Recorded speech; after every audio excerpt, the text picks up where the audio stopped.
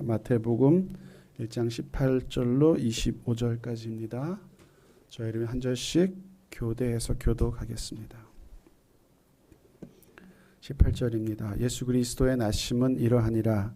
그의 어머니 마리아가 요셉과 약혼하고 동거하기 전에 성령으로 잉태된 것이 나타났더니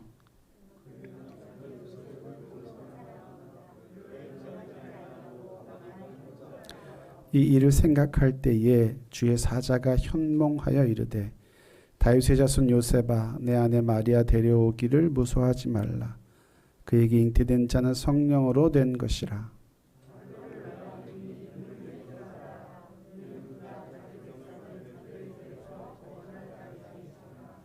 이 모든 일이 된 것은 주께서 선지자로 하신 말씀을 이루려 하심이니 이르시되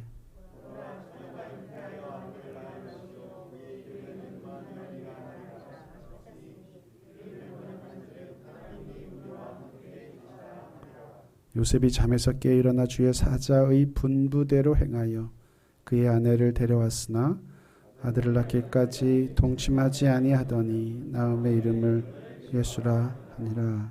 아멘. 저렇게 찬양할 수 있는 은사를 가진 것이 참 부럽습니다. 저희 교회 그 스페셜리스트 특송자들이 너무 하이 그 고퀄이라서 일반적인 저희는 참 그런데 이렇게 매번 찬양해 주시니 너무너무 감사하고 귀합니다. 찬양하는 중에 앞자리에 앉아서 보는데 강단의 꽃이 너무 이쁘더라고요. 우리는 매주에 그냥 예배 와서 드리고 가는데 이 꽃을 여기 이렇게 매일 하나님께 드리기 위해서 수고하는 손이 있습니다. 사러 가야 되고요. 또 있던 거 치워야 되고 새로 해야 되는데 이게 너무 당연한 것 같지만 사실은 엄청난 정성과 마음이 들어가는 일이잖아요. 어떤 분의 기념일을 뜻깊게 하기 위해서 헌금하신 것으로 매주 이렇게 강단을 장식하는 손이 있는데 매주일 찬양해 주시는 분이 있는 것과 마찬가지로 정말 보이지 않는 곳에서 교회를 교회되게 예배를 예배되게 그리스도를 믿는 믿음을 믿음되게 하시는 그 숨은 손들이 있습니다. 그런 분들의 그 열심과 헌신을 축하, 격려하고 싶습니다. 성탄의 이야기의 주인공은 당연히 예수님, 아기 예수님입니다. 그리고 그 주인공의 가장 가까이 계신 또 하나의 주연은 어머니 마리아입니다. 처녀의 몸으로 아이를 가졌죠. 저희가 간과하기 쉬운 이 드라마의 주조연쯤 되는 분이 계시는데 그분이 요셉입니다. 요셉에게 성탄은 과연 어떤 의미였을까? 그가 경험하는 그 첫 성탄은 그에게 어떻게 다가왔을까? 예수 그리스도의 다시 나심을 기념하고 기억하고 오늘 우리들의 삶과 신앙에 적용하기 위해서 저희가 돌아봐야 할 분 중에 하나가 저는 요셉이라고 생각했습니다. 정혼했습니다. 그 두 분이 그 이전에 알던 분이었던지 모르는 분이었던지 중매를 하였든지 연애를 하였든지 성경은 기록하고 있지 않습니다. 그런데 요셉이 이 사건 이후에 마리아를 대하는 모습을 보면 요셉은 마리아를 정말 사랑했던 것 같습니다. 그가 의로운 사람이어서 자기와 관계하지 않은 정혼녀가 잉태한 것을 가만히 끊고자 했던 그에게 부끄러움을 끼치지 않으려고 했던 마음을 보면 그 당시에 법으로 보면 이런 여인은 끄집어내서 돌로 쳐 죽이는 것이 관습이었고 율법이었습니다. 그런데 아무에게도 말하지 않고 가만히 끊고자 했던 것을 보면 요셉은 굉장히 의로운 사람임과 동시에 그 아내 마리아를 정말 사랑했던 사람이었던 것 같습니다. 우리가 여기서 약혼 또는 정혼이라고 표현된 성경의 낱말들을 살펴볼 필요가 있는데요. 이 정혼이란 말은 성경의 이스라엘의 특별한 관습입니다. 우리나라에는 없는 관습이어서 이 약혼, 정혼이라고 번갈아 개역개정 아니면 이전 성경에 쓰였던 말들의 의미는 뭐냐면 이미 결혼하기로 약속한 상태, 준 결혼 정도에 해당합니다. 이 정혼한 사이에는 결혼이 파해지는 법이 없어요. 살지 않지만 결혼한 것과 마찬가지. 동거하지는 않을 뿐이지만 이미 결혼한 배우자, 남편과 아내가 되었다고 하는 뜻이 이 성경이 말하는 정혼에 담겨 있는 의미입니다. 그런데 어느 날 이 여인이 아이를 가졌다는 겁니다. 성령으로 잉태된 것이 나타났더니 라고 써 있습니다. 성경 말씀은 나타났다 이렇게 돼 있어요. 내가 같이 손을 잡은 적이 없는데 아이가 생긴 사건과 마주친 겁니다. 내가 그 여인과 잠자리를 한 적이 없는데 관찰에 의해서 애를 가진 것이 발견된 겁니다. 우리는 크리스마스의 이야기를 너무 익숙하게 알고 있어서 성령으로 잉태됐고 동정녀, 남자를 모르는 여인이 아이를 가졌다. 뭐 그럴 수 있을 것 같고 그 이야기가 자꾸 우리의 입에서 회자되면서 별것 아닌 것처럼 여기기 굉장히 쉽겠지만 여러분 조금만 생각을 바꾸고 관점을 바꿔서 생각해 보십시오. 같이 살지는 않지만 아내입니다. 나는 그분을 만난 적이 없는데 아이가 생긴 것이고 아이가 생긴 것이 나타난 겁니다. 여러분 그럴 때 어떠시겠어요? 예기치 않은 사건 앞에 섰을 때 사람은 당황하게 됩니다. 그럼 정상적인 판단하기가 어렵죠. 사람들이 의뢰하던 대로 관습대로 이 여인을 끄집어내서 아마 그 속에 불같은 분노가 저는 먼저 일었을 거라고 여겨집니다. 어떻게 된 거지? 이 아리따운 내가 사랑하는 여인이 나 아닌 어떤 것에 의해서 아이를 가졌다니. 여러분 우리에게 예기치 않은 삶의 사건들이 나타났을 때 실제로는 그 사람의 진면목이 드러나게 됩니다.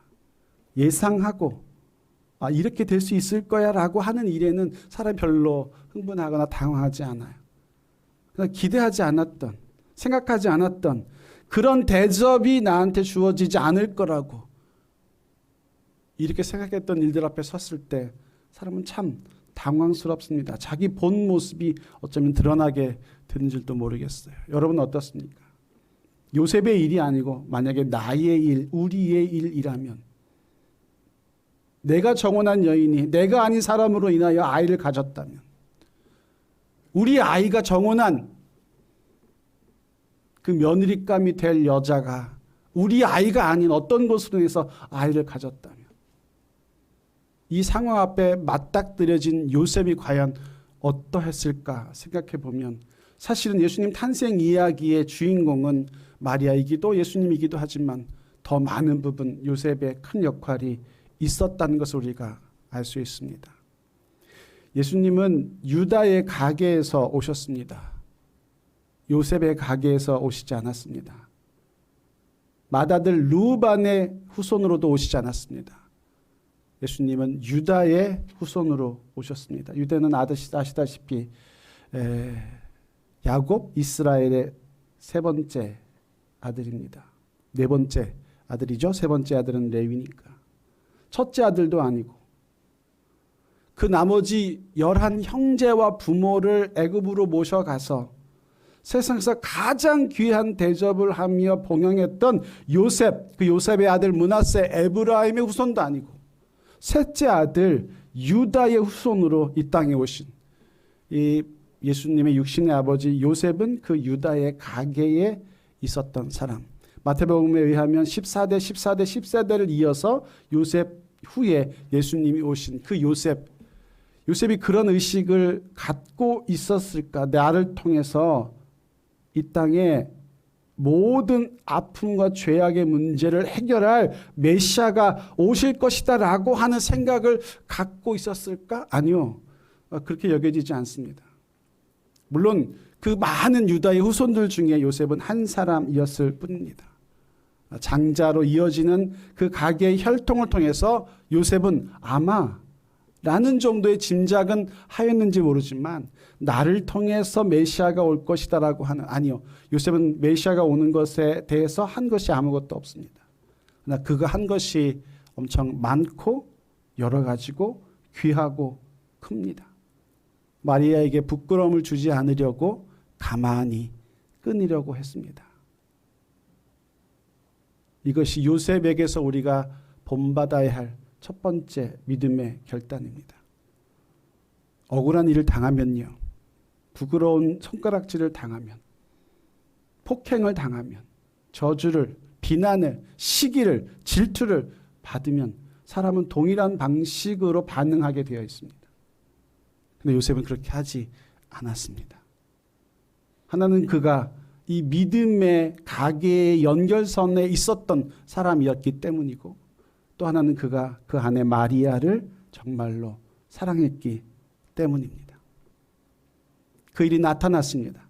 과연 이를 어떻게 처리하는 것이 내 이 분한 마음을 풀어버리는데 가장 좋을까가 기준이 아니라, 이렇게 나타난 이 당혹스러운 일이 그 여인에게 부끄러움이 되지 않게 하는 것이 좋은 방법일까를 먼저 고민했던 요셉. 이 성탄의 시즌에 우리가 본받아야 할 것이 있다면 저는 그것이라고 생각합니다. 여러분, 이 사실 우리는 알고 있습니다. 마리아는 남자를 만난 적이 없습니다. 근데 마리아는 성령으로 아이가 잉태되었습니다. 동정녀에게 아이가 배어야, 처녀가 잉태하여 아들을 낳아야, 이사야 7장 14절 말씀, 하나님이 예언으로 그 백성에게 주신 그 말씀이 실제가 되어야 예수님의 탄생 사건, 그리고 예수님의 탄생으로부터 골고다까지 그 모든 인생의 사건들이 하나로 꽉 꿰어집니다. 예수님이 이 땅에 오신 이유는 단 하나입니다. 죄를 멸하시기 위하여, 죄를 극복하고 우리를 죄에서 노임받게 하시기 위하여 오셨다는 겁니다. 그 예수님이 이 아버지 요셉에게서 온 것은 굉장히 의미가 큽니다. 그때 요셉은 그 다음에 뭘 했냐면 가만히 생각했다고 성경이 적고 있습니다. 20절 초반인데요. 이 일을 생각할 때에 그냥 한 단어 한 줄이지만 넘어가기 쉬워요. 그러나 이 일을 겪고 요셉이 했던 것은 진지하게 묻는 겁니다. 자기에게 묻는 겁니다. 하나님에게 묻는 겁니다. 자기 안에 있는 성령에게 묻는 겁니다. 그것이 생각할 때라고 하는 생각이 가진 단어의 뜻입니다. 어떻게 하는 것이 좋을까? 어떻게 하면 좋을까? 여러분, 우리가 어떤 일을 당하면 그냥 감정적으로 쉽게 반응하기가 쉬워요. 그걸 리액션이라고 합니다. 그러나 믿음의 사람들은 응답해야 된다. 레스판스 해야 됩니다. 레스판스 하려면 이 사람이 나에게 왜 이렇게 하는지에 대한 내 안에서의 성찰이 있어야 돼요. 예수님 우리에게 산상수훈에서 말씀하셨죠. 오리를 가르고 좀 심리를 가라. 오른뺨을 맞으면 왼뺨을 돌려대라. 속옷을 달라면 겉옷을 내어주라. 어떻게 그렇게 할 수 있을까요? 인간의 상식, 인간의 경험, 세상의 가치와 기준, 이것이 불가능하면 안 됩니다. 그렇게 하는 것은 바보입니다. 어리석은 자예요. 그런데 예수님을 정말 주님으로 고백하는 사람들은 오른뺨 맞으면 왼뺨 내어줍니다. 어떻게 그래서 나를 위해서 죽어달라고 하면 내가 가진 모든 것 같이 내어주고 죽어줍니다. 어떻게 그렇게 예수님이 이렇게 하셨잖아요. 그냥 너희 죄가 다 없는 걸로 하자라고 하실 수 있는데 그렇게 안 하셨잖아요. 당시 진짜 십자가에 못 박혀 죽으시면서 흘리시는 피로 우리 죄를 사하셨잖아요. 어떻게 그렇게 할 수 있느냐? 이 생각할 때의 힘이 있어야 되는 겁니다. 우리 안에 우리에게 온 이 챌린지, 도전이 과연 어떤 우리의 응답으로 우리가 나아가야 하나님 기뻐하시는 것이 될까? 내 정혼한 여인이 나 없이 아이를 가졌는데 과연 이것이 어떻게 처리되어야 우리 모두에게, 또 나에게, 그녀에게, 이 사회에, 이 이웃에, 이 울타리의 공동체에 유익이 될까라고 하는 그 생각하는 시간, 다른 말로 하면 기도하는 시간, 기도함으로 함께 묻는 시간, 요셉에게 이 순간이 있었다는 거예요. 여러분, 동물은 밟으면 꿈틀합니다. 그러나 사람만 나를 밟으면, 내가 밟히면, 내가 아프면 어째서 하나님이 살아계시는데, 하나님이 나를 사랑하시는데 어째서 하나님이 나로 이 일을 겪게 하시는 걸까? 물어야죠. 그것이 요셉이 했던 것과 같은 생각할 때에입니다. 다른 반응이 나갈 수가 있어요. 다르게 응답할 수 있습니다. 우리 안에 그 마음의 여력이, 공간이 커지고 넓어질수록 우리는 어쩌면 요셉 이상의 응답을 세상과 사람들에게 할 수 있는 사람이 되는 겁니다. 그때 하나님이 요셉을 그냥 두지 않으셨습니다. 주의 사자를 통하여 현몽하셨습니다. 두려워하지 말아라. 어떻게 처리할지 너가 고민하지 말아라. 그 아이는 성령으로 잉태된 것이니 그는 자기 백성을 저희 죄에서 구원할 자, 약속을 이루려 이 땅에 보내신 하나님의 메신저라고 하는 것입니다. 그 이름을 예수라 하라. 여기서 요셉은 뒤통수가 딱 맞는 것 같은 느낌이 들었을 거예요. 그는 그 예언을 알고 있었습니다. 이스라엘 모든 백성은 그 예언을 기다리고 있었어요. 왜? 로마의 압제가 너무 심하거든. 너무 견디기 어렵거든요. 그 로마의 압제가 심하다는 증거는 뭐냐면요. 이스라엘 이 요셉과 마리아가 예수님은 어디에서 낳았죠? 나사렛에서 살던 나사렛에서 낳지 않고 요셉의 고향 베들레헴에서 낳습니다. 가이사 아구스토가 호적하라 해서 그 호적하러 인구 조사하는 등록하러 베들레헴까지, 나사렛에서 베들레헴까지 저같이 건강한 사람이 걸어도 3일 반이 걸립니다. 근데 지금 거기 가서 아이를 낳았으니까 마리아는 배가 불렀잖아요. 만삭이잖아요. 가다가 길에서 나올 수 있는 상황인데 여러분 같으면 가고 싶겠습니까? 갈 수 있겠습니까? 근데 갈 수밖에 없었어요. 왜? 그 유대를 다스리고 있는 로마 황제의 로마 황제가 임명한 총독이 내린 명령이기 때문에 거부할 수 없이 가야만 했던 겁니다. 그런 상황이었어요. 거기 베들레헴에 이르렀습니다. 근데 거할 곳이 없잖아요. 성경에서 우리는 여관이라고 표현되어 있지만 그냥 영어 성경에 호텔 정도로 표현되어 있지만 여기서 말하는 그 거할 곳이 없었다는 것은 인자가 머리 들 곳이 없다는, 요셉은 베들레헴 출신이에요. 베들레헴에 아는 사람이 없었겠습니까? 친족이 없었겠습니까? 나오미와 다시 그 베들레헴에 돌아왔을 때 나오미를 받아준 친족이 있었던 것처럼, 그 기업을 물을 보아스가 거기 있었던 것처럼 요셉에게도 그 베들레헴 가면 만삭의 아내를 데리고 누일 만한 어떤 집 정도는 있어야 되는 것이 상식인데 거기 갔는데, 그 몸을 이끌고 갔는데 누일 곳이 없을 만큼 근데 그 아기가 누인 곳이 말이 먹이를 먹던 구유라고 하는 사실. 그 어려움 가운데, 힘든 가운데 거기를 간 겁니다. 그 압제를 당하고 있는 백성들이 기다리고 있는 건 뭐냐면, 저희가 35년 동안 일제 치하했다가 해방을 기다린 것과 똑같은 마음으로 이 사람들은 메시아, 하나님이 약속으로 말씀하신 메시아가 이 땅에 오셔서 우리를 구원하실 것이라고 하는 엄청난 기대, 그리고 그 믿음으로 살아가고 있어요. 요셉이라고 얘가 아니었죠. 근데 내가 모르게 가진 내 아내의 아이의 이름을 예수라고 하라는 거예요. 예수란 이름은 뜻은 그가 자기 백성을 저희에게서 구원할 자 임마누엘이라 하리라. 너무 힘들어요. 아파요. 어려운데도 가야 돼요. 베들레헴까지. 만삭의 아내를 이끌고. 근데 그런 압박, 압제, 힘든 상황에서 이 메시아가, 예수님이, 임마누엘이 나에게서 우리 가정에 하나님이 보내주시고 오시는구나라고 하는 분명한 메시지가 하나님의 사자로부터 요셉에게 다다랐습니다. 그리고 모든 문제가 해결되고 해피엔딩으로 끝나면 좋았을 텐데 그렇지 않죠. 그 이후에, 성탄 이후의 사건은 여러분이 잘 아시는 대로입니다.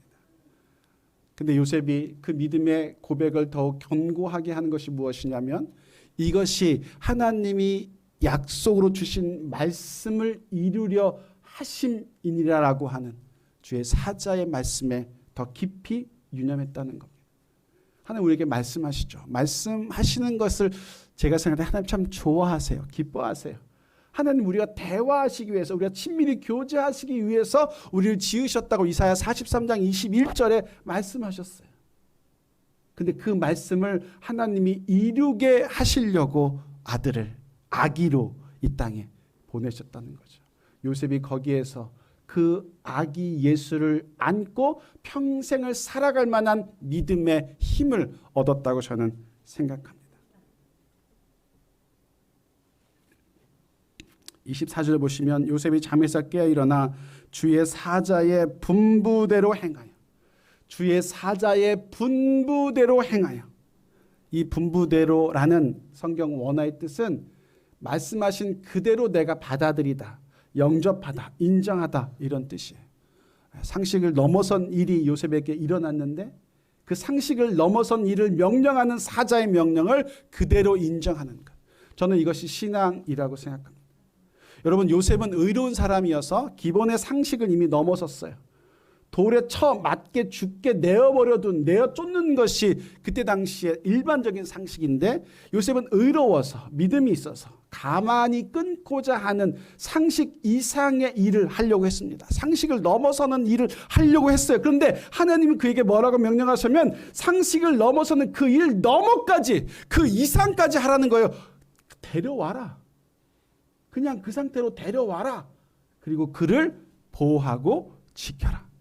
요셉이 왜 믿음의 사람이었냐 하면 주의 사자가 분부한 대로 마리아를 데려와서 아기를 낳기까지 동침하지 않았습니다. 요셉의 사명은 메시아 아기를 낳는 아내를 보호하는 거예요. 그 결과 요셉이 가진 증거의 축복은 뭐냐면 그 메시아를 처음 만나는 사람이 된 겁니다. 약속하신 메시아, 자기 백성을 죄에서 구원할 자, 그 임마누엘을 최초로 만난 사람이 바로 요셉이 되는 거죠. 여러분, 믿음은 여기에 비결이 있습니다. 상식을 넘어서는, 그러나 그 이상을 요구하시는 하나님, 가만히 끊고자 하는 것으로도 엄청난 결단이 필요한데 그 여인을 아무 일 없었던 것처럼 데려오고 데려와서 아이를 낳기까지 동침하지 않는 것. 이 아이가, 내 여인의 뱃속에 있는 아이가 하나님의 아들 예수 메시아 임마누엘이라고 하는 이 상식 이상의 일을 요셉이 순종하여 감당했을 때 예수님이 이 땅에 오시는 성탄은 실제가 되고 사람들에게 의미를 주는 능력이 되었던 것입니다. 하용주 목사님이 오늘의 교회를 처음 시작하실 때 거기 연예인들이 많이 이렇게 연예인 교회에서 옮겨가서 있었어요. 연예인들 성경 공부를 하 목사님이 인도하시는데 이 부분을 이제 설명하시는 겁니다. 동정녀가 아이를 가졌습니다. 그러니까 저 뒤에 있던 이제 믿음이 좀 연약하신 얼마 되지 않으신 연예인 한 분, 목사님 말씀 어떻게 처녀가 진짜 내가 웬만하면 말씀을 다 좀 믿어보려고 애쓰는데요. 처녀가 A를 가졌다는 걸 그건 정말 이 목사님이 정말 인내를 가지고 차근차근 이 설득시키려고 성경은 우리의 이해를 넘어선 상식을 넘어선 과학의 가치 이해를 열심히 하셨는데 그분이 도저히 못 받아들이는 거예요. 저는 동정녀 탄생이라는 거는 이거는 정말 믿을 수 없는 그냥 신화 이렇게 자꾸 응답하니까 저 뒤에 앉아서 그것을 보고 있던 그때 당시에 구봉서 장로님이 일어나서 이렇게 소리쳤습니다. 죄송합니다. 강단에서 이놈아, 남편 요셉도 믿었는데 네가 뭐라고 못 믿는 거야. 여러분은 믿으시죠? 예수님이 동정녀에게 잉태되시고 나셨다가 왜 동정녀여야만 하냐면 예수님이 이 땅에 죄를 사하기 위해 오셨는데 죄인의 몸을 통해서 오시면 죄인으로 인해서 잉태되어 오시면 죄를 사할 수 있는 자격이 없으신 거예요. 흠 없으신 성령으로 잉태돼서 흠 없으신 그 성모에게서 나와야 그가 우리 죄를 대신해서 우리 죄를 가져가 해결할 수 있는 그 성경이 약속하신 죄사함 구속의 원리거든요. 요셉은 그걸 알았어요. 그리고 그것을 지키기 위해서 그의 모든 것을 드렸습니다. 말씀을 이렇게 드려도 어떤 꼬마 중학생 1학년, 2학년쯤 된 아이가 목사님에게 전화를 했어요. 목사님 빨리 저희 집에 좀 와주세요. 우리 어머니가 좀 이상해요. 숨을 안 쉬시는 것 같아요. 목사님 깜짝 놀라서 그 소녀의 집으로 갔더니 이미 어머니는 숨이 끊어지신 상태예요. 목사님, 예수님은 죽은 사람도 살리셨다고 그러셨잖아요. 빨리 기도해서 우리 엄마 좀 일어나라고 살아나라고 숨 좀 다시 쉬라고 얘야 그래 안 할 수도 없고 할 수도 없고 목사님 참 난처한데 소녀가 계속 간절히 청하니까 기도를 하나님 나사로를 살리신 하나님 난성 과부의 아들을 살리신 하나님 막 기도해. 근데 그 기도를 듣던 소녀가 그 목사님에게 내 그럴 줄 알았어. 내 이럴 줄 알았다니까. 어이 목사님 갑자기 뜨끔했어요. 이 죽은 사람을 살리는 기도의 역사는 나에게서 나타나지 않는다는 걸 이 아이가 알고 이러는구나 라고 했는데, 목사님에게 하는 얘기가 아니고요, 엄마한테 하는 얘기예요. 살아서도 목사님 말씀을 그렇게 안 듣더니 죽어서까지 목사님 말씀을 안 듣는다고. 네, 그럴 줄 알았다고. 여러분, 우리가 하나님 말씀을 우리에게 임하면 우리에게 할 수 있는 최선의 레스판스 응답은 뭐냐면 순종하는 겁니다. 상식적이지 않아도, 상식을 넘어서도, 상식 그 이상을 가도. 왜? 여러분, 예수님이 이 땅에 그 아기 예수로 가장 낮은 자리에 오신 거 여러분 이해되세요?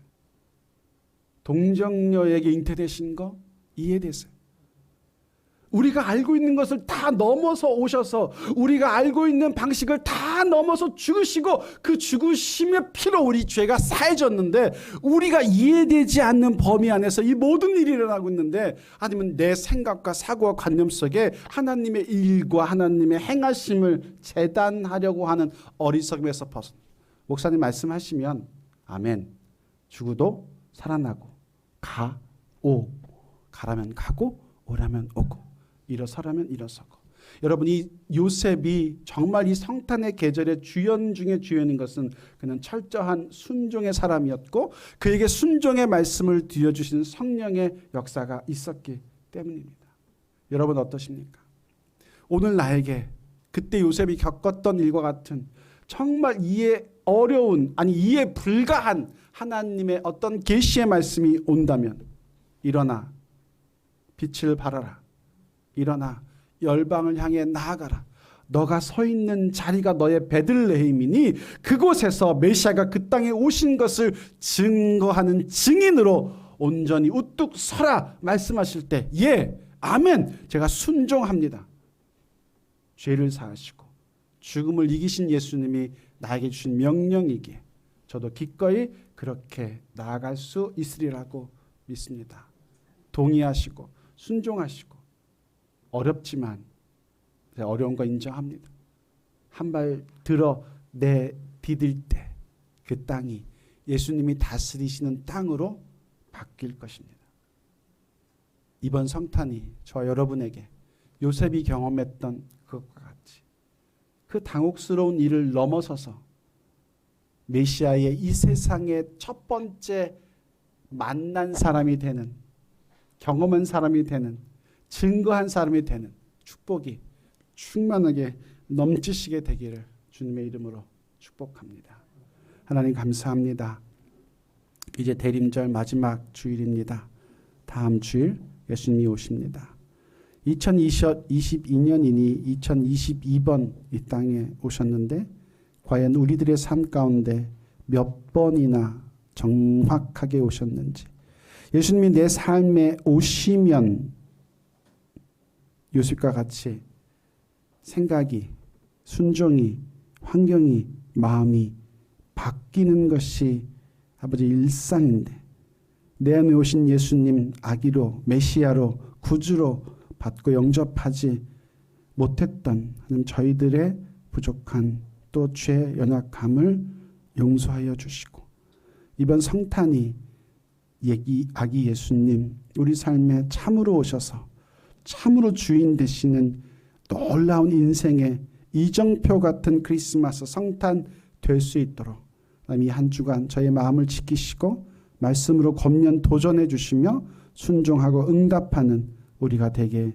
하나님 함께하여 주시옵소서. 성탄이 성탄되는 역사가 우리 모두를 경험하게 해 주옵소서. 감사합니다. 예수님 이름으로 축복하고 기도드립니다. 아멘.